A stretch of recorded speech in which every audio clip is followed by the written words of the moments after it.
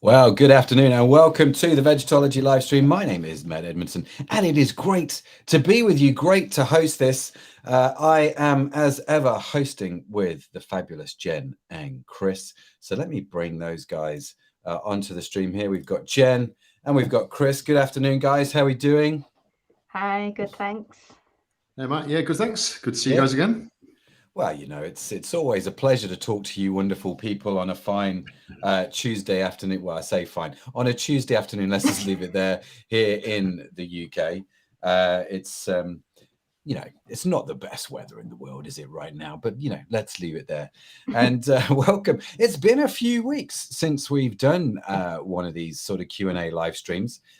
Because, you know, we've all had stuff to do over the summer and we've just not been able to sort of merge our diaries, have we, to get together on a live stream. So it's our first one back. I almost feel like we've forgotten what we're doing. Do you guys know what we're supposed to do? No, but I'm sure we'll remember. I'm sure we will. I'm sure we will. So let me just go around the table here. So Chris is our resident science geek. Chris is the founder of Vegetology, in fact, going back a long time ago. And you're currently residing in Nottingham, aren't you? You're sat in Nottingham in front of your beautiful wall there. We have Jen as well, who's with me in Liverpool, although on the other side of Liverpool, I hasten to add. And Jen is also a very clever science person. I'm, in fact, the only person here with an actual arts degree, I think. You both got science degrees, right? Yeah. Have you got a real arts degree or did you kind of print it off? Let's not go there. I don't want to disclose. There's just no point. My background was accountancy. I did accounting and law at uni. That's what I did. So that was definitely an arts degree. Unlike you two very clever scientists. So this is why I host the show and I don't answer the questions. And that's why we have Chris and Jen. So if you're joining us on the live, do feel free to ask us your questions, any comments, any thoughts, any ideas you've got about vegetology, about the products, we're talking about the immune system today, any of those kind of things, put them in and we will do our level best to answer them. We've got a whole bunch of stuff already that has been given to me to ask. So we're going to get into that without further ado. Like I say, we're talking about the immune system. And if you can hear the Barry White effect in my voice, I am very, very interested in this topic right now, as I've been fighting something the last few days. In the UK, it's coming to winter, right? Where the weather is definitely taking a turn. COVID is definitely not disappeared. The colder months are coming. Have you guys turned the heating on yet? Has it got that cold or are you still sort of holding off?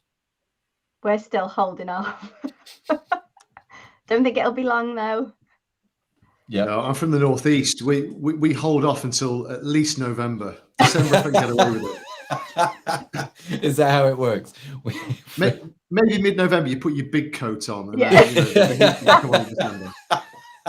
Yeah, that's exactly what happens, right? So the weather is definitely starting to turn. So let's talk about the immune system, how to boost your immune system, how to keep your immune system healthy, and how to strengthen your immune system. Basically, all that kind of good stuff around the immune system. So like I say, if you've got any questions, do type them in the comments and we will hopefully get around to them.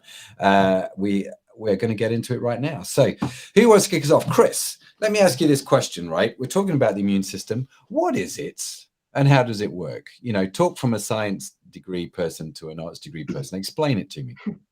Okay, so the immune system is basically your body's ability to fight off infection.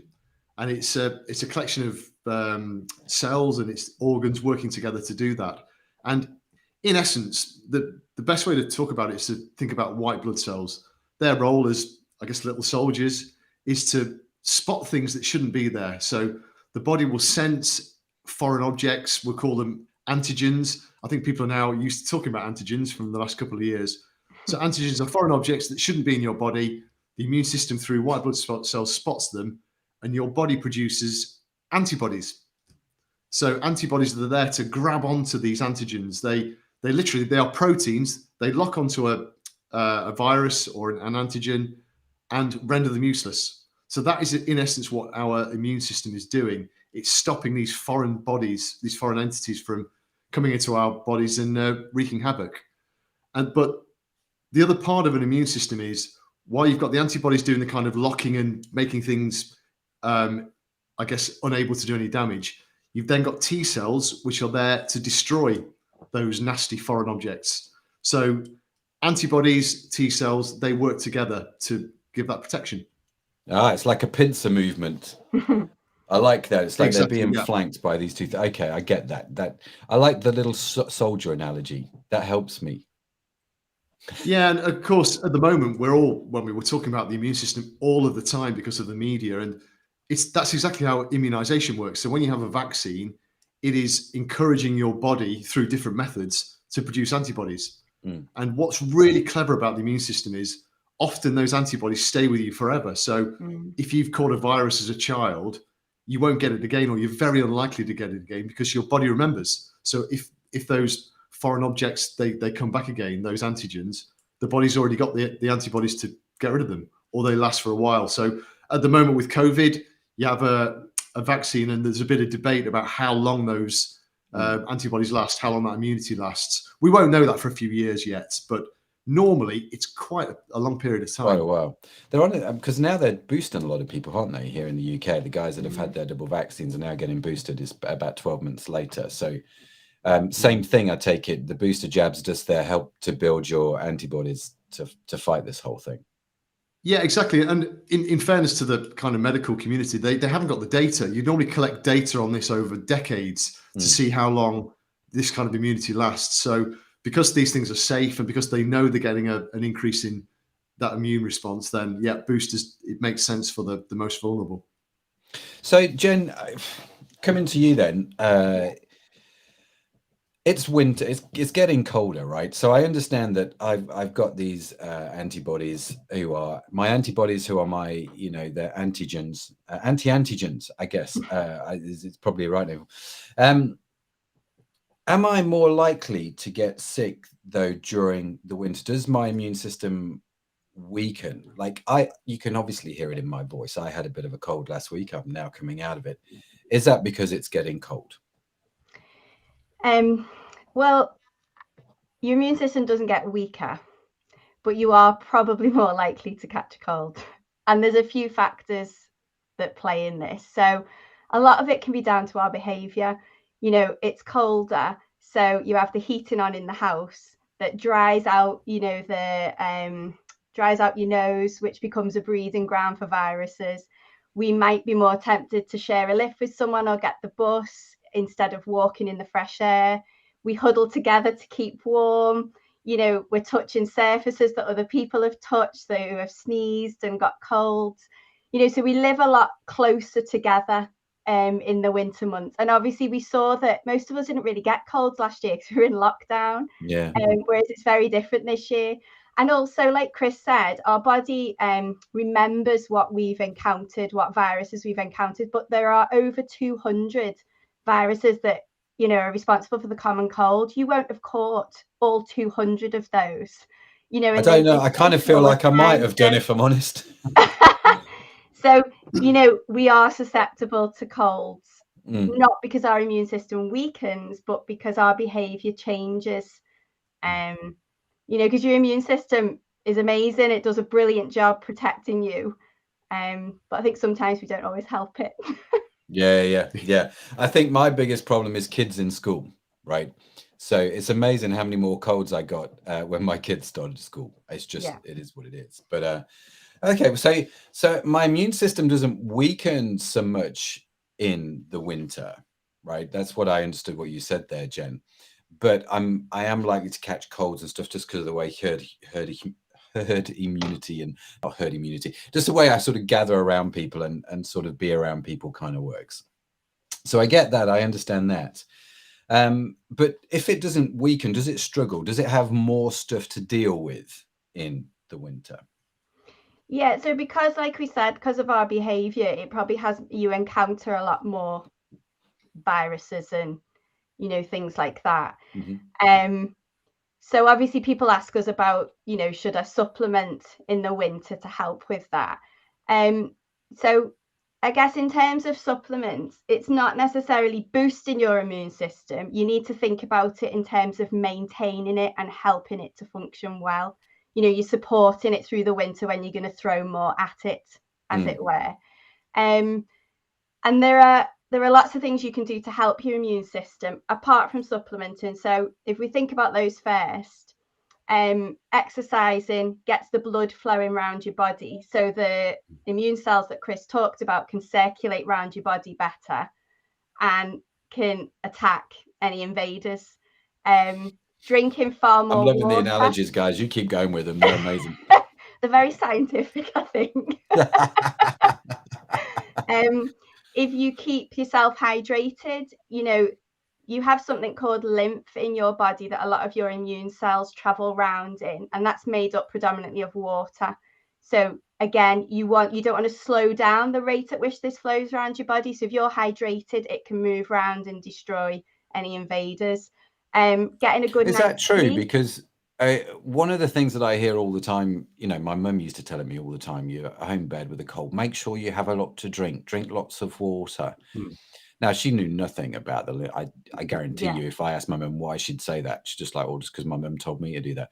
But there is a medical reason then why you should actually drink a shed load of water when you're not well. Yeah, definitely. And getting a good night's sleep. Lots of your immune fighting cells are produced at night. So exercising, you know, drinking plenty of water and getting a good night's sleep are all things you can do. And then looking at your diet, is your body getting the recommended daily allowance or, you know, of vitamins and of minerals? If it's not, then definitely think about taking a supplement to make sure that you are getting exactly what your body needs. And obviously you can think about taking boosters like vitamin D3, B12. I think we're going to touch on those later, but a good multivit to look at is VegVit. That contains a whole load of vitamins and minerals that will help you through. Oh, yes. You know, maintaining good hygiene as well, like we've all been learning, washing our hands, and, you know, when you've blown your nose, put a tissue in the bin. There's lots of things. I don't think it's a case of I've got sick, so I'm going to overload my immune system with vitamins. It's more a case of, you know, supporting it and maintaining it, your immune system, in lots of different ways. And taking a supplement is definitely a one you can do. Well, Sophia has written here in the comments, pine needle tea. Have you guys got any experience with pine needle tea? Why would Sophia write that? I have a feeling it's antiseptic. I've never drank it myself. No, I can't say I know pine needle tea, but I think we spoke about teas on a recent podcast, and I think if anything is what was it? The phrase was, if you can make a tea with it, it's good for you. It's just the bottom line. It's a good way. Obviously, it's infused water. I think you're getting all of the benefits of that particular plant. And Sophia's written here it's vitamin C and anti-inflammatory. Yeah. Oh, brilliant. So there you go. I might be trying pine needle tea to try and get over the hoarseness. But definitely, so we've got our supplements. Obviously, I mean, we're a supplement company, so we've got a range of supplements now. We've got some coming up, which we're going to talk about in just a little minute. We're going to tell you what's coming out soon, which is super exciting. But obviously, Chris, a lot of our customers will follow the vegan diet or the vegetarian diet. Some of them won't. Some of them will be meat eaters. But does following like a vegan diet affect my immune system in a way that is maybe different to, say, a vegetarian or a meat eater? So, I mean, by and large, it's a very positive diet. So most vegan individuals have a very, very good broad spectrum of diet because they're getting far more, I guess, whole fruits and whole vegetables rather than over amount of processed foods. But that's not always the case. I know plenty of vegans who live off pot noodles or other instantized noodles and fast food. So it can go either way. And again, you can have some carnivores, omnivores who've got a very healthy, balanced diet. So I would say overall, veganism is very healthy, very good for you. But there are gaps. So Jen mentioned some really key nutrients there earlier, being vitamin D, vitamin B12 and omega-3 as well. Now, everyone, the whole population, regardless of your diet, is likely to be deficient either mildly or severely in one or more of those nutrients, but it more so in a vegan or vegetarian diet because they just don't appear in a vegan diet. Yeah. And they're pivotal. So even though, as Jen also said, it's not about just loading your body with masses of vitamins and that's what you need for the immune system.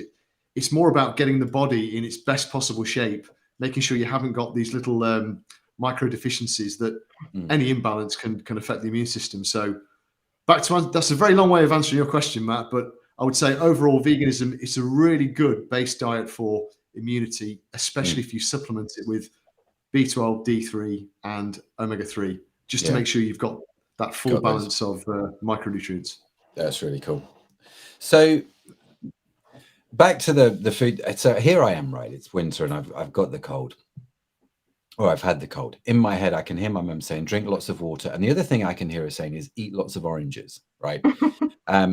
Because that's just the way my mum works. And the other thing she'd tell me to do is drink whiskey. Maybe we'll get round to that. I don't know.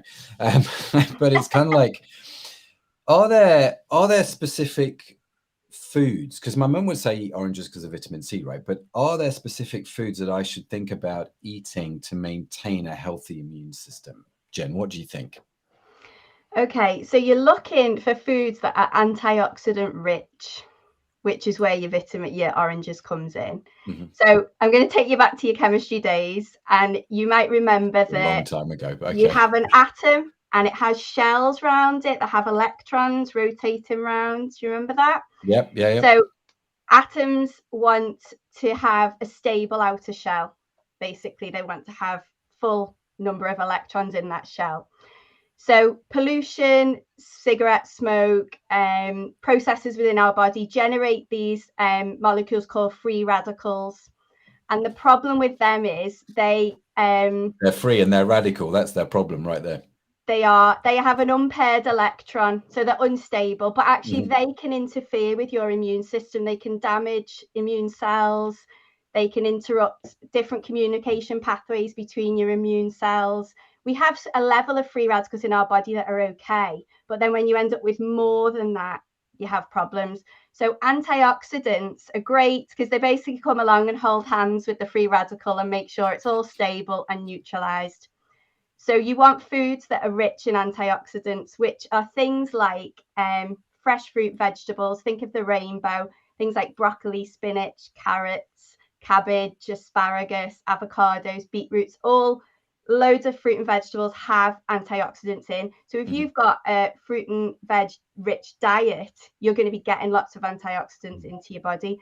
And actually, I've created this morning on our Vegetology Pinterest account, I've created a board with immune boosting recipe ideas for vegans and vegetarians. So I've been pinning a load of different recipes. So if you check us out, we are at Vegetology Supplements, and give our immune boosting board a follow. There's loads of recipes and actually they look delicious. So yeah, so go over to Pinterest and have a look and start cooking some of those recipes, and that will definitely help support your immune system. Very good. So what I'm picking up here is basically anything that's not processed is going to help me, right?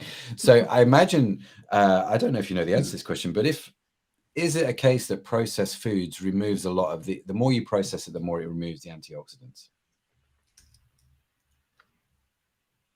Is that right? Do we know? I don't know. Do you know, Chris? Yeah, I can jump in. It can mean that, but it can also mean the more a food is processed, and obviously processed can mean so many different things, but heavily processed foods where it looks absolutely nothing like it did in its natural state, it typically means a lot's been taken away and a lot's been added, whether it's loads of preservatives or gums and this, that, and the other.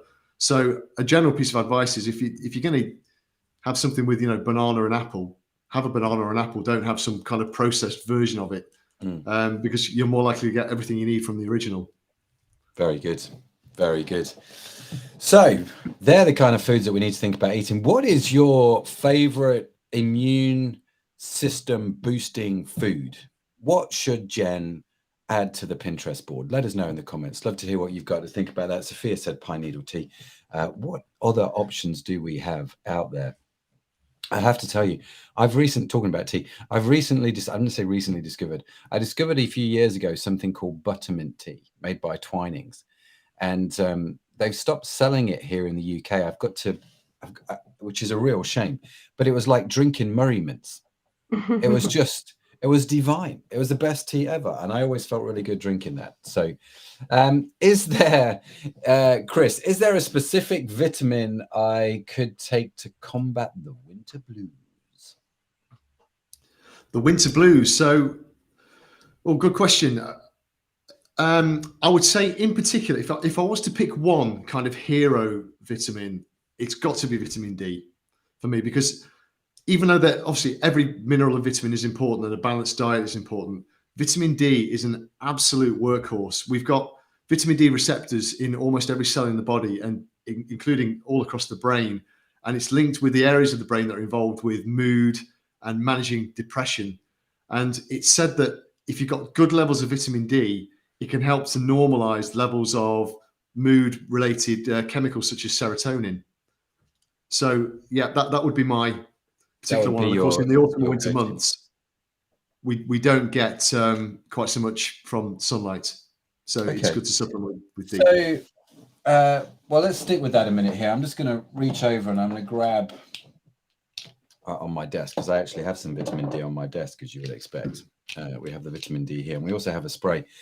If people want to start taking vitamin D, and you go to our website, little sales plug here, you will notice that there are two strengths. There's the 1,000 IU and there's the 2,500 IU. So, Chris, how do I know which one to take if I'm going to take vitamin D? In an ideal world, ideally, it'd be good to get a blood test, quite frankly, because that will tell you whether you are deficient, whether it's a mild deficiency or quite a severe deficiency. But most people aren't going to run out tomorrow and get a blood test. So the easiest way is to think about your diet and your lifestyle. So if you are somebody like most of us who gets to work at this time of year when it's barely getting light and leaves work when it's just about getting dark again, then the chance of you getting any vitamin D from the sun is next to nothing. In fact, at this time of year, it's very difficult anyway to get any vitamin D through sun exposure. So if you couple that with your diet, if you're a vegan or vegetarian, it's unlikely you'll get anything from your diet itself, whereas a meat eater might get a little bit. So if you are the kind of, I suppose, the worst case scenario there, I would go for the higher dose, the 2,500, because you're likely to be quite severely deficient. If it's likely you're getting some vitamin D from your diet or you live somewhere particularly sunny, I would go for the 1,000 or the spray where you can get down to 200 per day, because it's likely you're getting a little bit, but you might just need a bit of a booster. Okay. So so would I, for example, if I've been taking, say, the 1,000 throughout the summer, maybe the 2,500 is good throughout the winter if I live anywhere north of London, for example? Yeah, exactly. And they're well within safe levels. So even though they're quite a way higher than what we call the NRV, the nutrient reference value, or the RDA as it used to be called. So you get the kind of 100% of daily intake would be 200 IU. So obviously 2,500 IU is quite a bit more. It's well within safe levels. So these are elevated levels to help people get over deficiency, but they're perfectly safe to take every day forever. Very good. And do you take it on an empty stomach? Do you take it with food? What's the best way to do that? Because these are chewable. All supplements, any supplement, always take with food. Okay. Ideally, I would say ideally at breakfast time, because I think the body it needs it through the day. That's when your body's most likely to be fighting off infection, or people who next to you haven't washed their hands. But personally, yeah, breakfast time, lunchtime, good glass of water, decent meal, then that's the best time. Yeah. Very good. So conventional wisdom, at least in my head growing up, right, was winter came and you had to start taking vitamin C. But you've actually said here, no, it's not that you've not said to not take vitamin C, but you've actually singled out vitamin D over vitamin C. Why did you do that? For me personally, the thing about vitamin C is our dietary intake of vitamin C doesn't really change during the year. It's always important, and I'm a massive advocate for vitamin C, and we'll talk about new products. We've got a vitamin C coming. Good segue, Chris. Well done. But Yeah, I need one of your sound effects for that segue, actually. But Oh, hang on. Oh no, the wrong one. Maybe not that one. There we go. yeah, I'll take that. But the big difference with vitamin D is, as I say, in the summer months, we get some from sun exposure. Obviously, depending where you live, how long you spend outside, you will have some natural amount of vitamin D. In the autumn and winter, you've probably got zero coming from the sun. So it's all down to your diet. So therefore, whoever you are, wherever you live, your vitamin D level will decline in winter, whereas your vitamin C and other nutrient levels may not. So that's really why I picked it out. Very good. Sorry to put you on the spot there then. But I was just curious because in my head, it's like, no, this is a vitamin C type thing. So you mentioned new product development, or NPD, as we like to say internally, because everything has to be abbreviated to 3 letters, it appears. And so we've got the NPD. One of those products coming out is the vitamin C, right? So do you want to tell folks about what's coming up with that? Yeah, so we are huge advocates of vitamin C. It hasn't been a focus for us because we've put so much work into omega-3 and vitamin D over the past 10 years more. But because of the lockdown, we've had nothing else to do than put a lab coat on and be in the laboratory. So we've had time to look at these other things. So we've done a lot of work on vitamin C together with citrus bioflavonoids. Really good combination. And back to Jen's point, these are incredibly powerful antioxidants. They literally stand in front of the bus for you and stop that kind of oxidative damage, should I say, from the sun and from other aggressions. So it's a really good product, and it will fit alongside anything else that you might be taking from the Vegetology range. Oh, I'm looking forward to it. What's a bioflavonoid? So citrus bioflavonoids, they're literally the antioxidant part of various citrus fruits. So we've taken those bioflavonoids, which are really, really powerful natural antioxidants. There's probably loads of bioflavonoids in Sophia's pine needle tea, I would imagine. Yeah. It'll be bioflavonoids or polyphenols, one of the two. But we've managed to extract these at really high levels, put them together with vitamin C, and they work synergistically, which means vitamin C does one job, citrus bioflavonoids do another. You put them together, and the results are kind of bigger than the sum of the two, as it were. Synergistically is such a good word. I wish at the start of this live stream I'd have said to you, Chris, right, these are 3 words you have to get into the live stream. You know that game Penguin, for example. Synergistically could have been one of those words, but you did it. Well done. Sophia's put here. Go on. I've heard vitamin C is very beneficial to penguins. There you go. Just Every penguin needs to take a good vitamin C supplement with bioflavonoids, and we've got a special penguin version. So if you are a penguin, do get in touch and let us know. Sophia's put here, I love your omega-3. She takes 2 every day. Is that something that we should do over winter? Is that going to help me with my immune system? Jen, just say that one. Yeah, I mean, omega-3, obviously, if you're following a vegan vegetarian diet, is a brilliant one to take every single day. And it has so many benefits, omega-3, for your overall health, your heart, your brain. So it's definitely one to throw in your cocktail of supplements, I'd say. And it's back in stock as well. So that was another good segue. Hang on. Segue sound. So yes, it is. If you didn't know already, omega-3 is back in stock, which is good. We did have a little stock shortage for a little while. It is back on the 3 for 2. It is back online. So if you've been waiting for that, do head over to the Vegetology website and get your omega-3 because it is back. Oh yes. In fact, I have some of that here as well. So at one point, this was the last bottle. I was going to eBay this for like 100 quid, but you know. If I can just say, for anyone listening, just thanks for your patience with the Opti3 situation. So I think, Matt, you put a great note out on it. We normally order way in advance of needing this stuff, but we've had orders with the company that put our oil into the capsules that were supposed to deliver in February, and we got it about 2 weeks ago. Yeah, it's just the state of the industry, the world as it is at the moment, and it kind of caught us very stressed. But we're really pleased. We've got stock coming out of our ears now, thankfully. Yeah, we have. Thank you very much. Yeah. And that's a very good point, Chris. So yeah, thank you if you've been bearing with us on the omega-3 drama there, because it was definitely something that we did not plan for or could foresee in any way, something taking that long that normally takes a few weeks to get to us.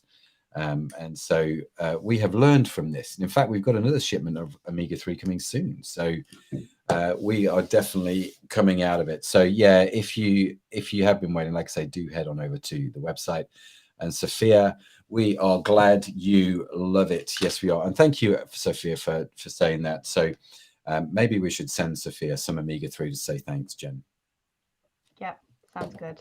Indeed, we shall. So we've talked about the vitamin C product coming out. There are, in fact, other products coming out, which we won't get into this live stream because, well, we need to save stuff to talk about in the other live stream, so we'll do that. But I just want to point out, there are some really exciting changes coming to Vegetology. We've got some new products coming out, which I'm super excited about. So Chris mentioned to you the vitamin C with the bioflavonoids. We will talk more about some of the other products that are coming out soon, but we've got another good 3 or 4 following fairly shortly as well. So stay tuned for that. They are all, as you would expect, great products from Vegetology, well thought through, especially with the vegan and vegetarian diet in mind. So we're super excited about that's coming out. We also have a brand new website that is being developed and designed as we speak. Yes, it is. It's going to look a little bit different. Hopefully it's getting a bit of a modern refresh, so we're excited about that coming.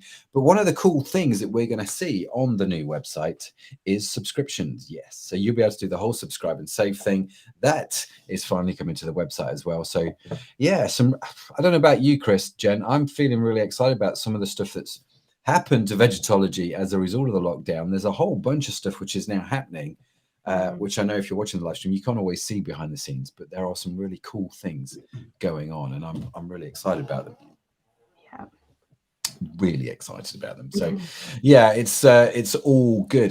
In fact, what I can do, if you're interested, I'm going to share my screen here. I will show you a little sneak peek of some of the designs we've been playing around with for the website. I'm not saying this is what the website is going to look like. Please bear that in mind. This is just me going, this is potentially what it could look like. You'll also notice that there is some new packaging on the bottles as well. So you'll see all this stuff coming through. So do let us know what you think. Let me share my screen here. If I do this and click the share button, hopefully there we go, right? So you can start to see there the website. Let me scroll down on it. So you can see here some of the new design packaging ideas that we've been playing around with. Don't worry about the prices. This is just something the developer put in here. It's totally not what's happening at all. This is just all stage stuff. But as you can see, some new colors coming, a bit of a refresh, a lot more information on the website to help you understand the products a lot more and get into them. So yeah, that's all coming soon. So do let us know what you think to some of this new stuff's coming out. Love your feedback. Absolutely. Keep an eye on Facebook. And if you don't follow us on Instagram, make sure you do, because we're starting to do weekly live updates on Instagram, kind of like behind the scenes type stuff. So if you want to know what's going on behind the scenes in Vegetology, hit us up on Instagram, because we're going to do these lives where we just show you what's going on. Love to know your opinion. Anyway, I think that's enough waffling from me. Jen, Chris, anything else from you guys to sort of mention on this very grey dull day about the immune system? No, nothing for me. No, check us out on Pinterest. Check us out on Pinterest. Check out Jen's Pinterest board on those recipes. Please go check out Jen's Pinterest. Just put a lot of energy into that. No, appreciate you doing that, Jen. Chris, Jen, thank you for your time. And thank you so much for joining us on this live stream. We'll be back again very, very soon with some more Q&A. If you do have any questions, if you have any things you'd like us to cover in the live stream, do let us know, as we're enjoying doing them, and we're going to keep on doing them. So hopefully we'll put out, useful and educational information. That's the whole point, isn't it? So do let us know if you've got any questions. Do get in touch with us via the website. You can reach out to us at vegetology.com. We would love to hear from you. So I think that's it from the three of us. Have a beautiful day, and we will see you again soon. Bye for now. Bye. Thanks, guys. Bye.